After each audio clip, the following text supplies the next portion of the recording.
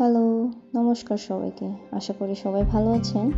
আজকে আমি রান্না করব দেশি মুরগির মাংস দিয়ে আলু দিয়ে। হ্যাঁ, আমি জানি আপনারা সবাই মুরগির মাংস রান্না করতেন, আর আমি আজকে রান্না করব সরিষার তেল দিয়ে। আছে সরিষার তেল, তেজপাতা, লবঙ্গ, দারুচিনি, এলাচ। এগুলো গরম হয়ে আসলে আমি দিয়ে দিব পেঁয়াজ বাটা। পেঁয়াজ বাটাটা হালকা আমি নেড়ে চেড়ে দিব, যেন ওই যে ডেস্কি তলায় না লেগে যায়। নাড়াচাড়া দেওয়া হয়ে গেলে এখানে আমি দিয়ে দিব 1 চামচ রসুন বাটা। চেষ্টা করবেন সব কিছু যেন ভালো করে নেড়ে ছেড়ে ওই যে আদা রসুনের গন্ধটা যেন চলে যায়। দিয়ে দিলাম রসুন বাটা, দিয়ে দিলাম আদা বাটা।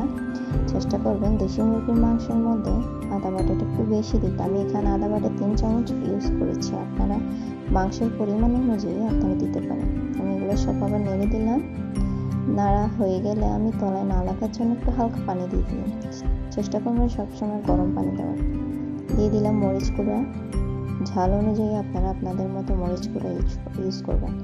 দিয়ে দিলাম হলুদ গুঁড়া, ধনিয়া গুঁড়া, জিরা গুঁড়া আর গরম মশলা গুঁড়া। দিয়ে দিলাম লবণ। সবগুলো একসাথে কষা নিব। এই যে আমি কষালাম, কষানো হয়ে গেলে দেখবেন তেল ছেড়ে দিব। এই যে যেমন আশেপাশে তেল ছেড়ে দিয়েছে। তেল ছেড়ে দিলে একটু পানি দিয়ে দিবেন, না হলে মশলাটা পুড়ে যাওয়ার সম্ভাবনা একটু বেশি। দিয়ে দিলাম আমি কেটে রাখা মুরগির মাংস আর আলু। এগুলো আমি সবগুলো নেড়ে ছেড়ে দিব, যেন মশলাটা একটু মাংসের ভিতর ভালোভাবে ঢুকে। চেষ্টা করবেন ভালোভাবে মশলাটা মাংসের ভিতর ঢুকানোর জন্য। আর আপনারা যদি আলু দিতে চান আলু দিতে পারবেন। আমার ইচ্ছে হয়েছে তাই আমি আলু দিলাম, আপনারা স্কিপ করতে চাইলে স্কিপ করতে পারবেন। আমি সবগুলো একসাথে নেড়ে দিব। নাড়ানো হয়ে গেলে ঢাকনা দিয়ে দিবেন। ঢাকনা দিয়ে, যেমন মুরগির মাংস থেকে পানি বাইর হবে, তো ওই জন্য এক্সট্রা কোনো পানি ইউজ করবেন না।